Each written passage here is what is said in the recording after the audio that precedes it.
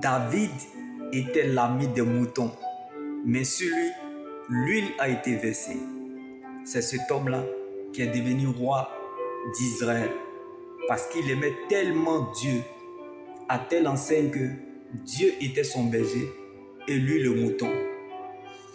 Alors ne lâche rien, attache-toi à ce que tu crois, à la parole de Dieu, car l'Éternel lui-même marche avec toi pour te délivrer. Ne baisse jamais les bras et tu verras dans le temps que Dieu veille sur ses promesses et agit avec sagesse. Comme David dans la bataille contre Goliath, l'Éternel est devenu serveur. Dieu se souvient toujours de la vie de celui qui se souvient d'où Dieu l'a tiré. Je ne sais pas là où tu te situes. Le Dieu qui a délivré Moïse lorsqu'il était oublié et abandonné dans le fleuve Nil à sa naissance, c'est le même Dieu qui l'a fait traverser la mer Rouge. Qu'est-ce que Dieu a fait pour toi qui ne peut pas encore le faire? Quand Dieu reproduit le même miracle dans la vie d'une personne, il exagère dans la bénédiction. Car la bénédiction n'a pas d'adresse, alors que les gens ne veulent pas. La bénédiction repose sur vous. Comme David était rejeté par sa famille, mais la bénédiction de sa famille et de la nation reposait sur lui. Sans valeur, Dieu lui a donné une forme. Inconnu aux yeux des humains, mais connu de Dieu. Lui qui n'était pas le choix de son père, mais Dieu l'a choisi.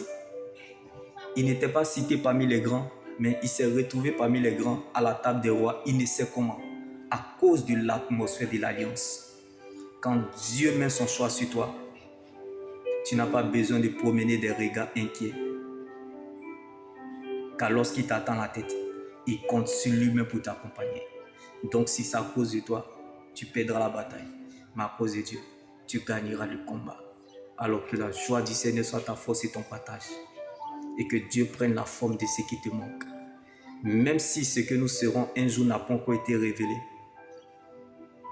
ne nous basons pas sur ce que nous ressentons à l'instant T, mais restons focalisés sur ce qu'il est. Comme David, malgré son statut, reconnaissait la grandeur de son Dieu, son Créateur, son Rédempteur est vivant. Alors élevons le nom de Jésus.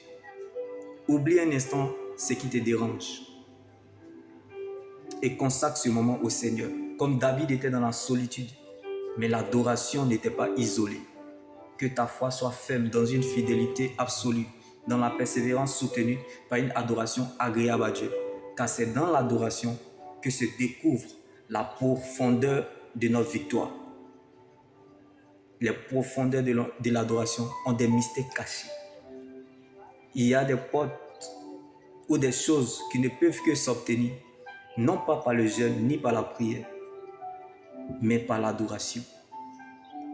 Il y a des dimensions d'adoration qui peuvent changer les choses. Un jour sans adoration est un péché. Que la joie du Seigneur soit ta force et ton partage.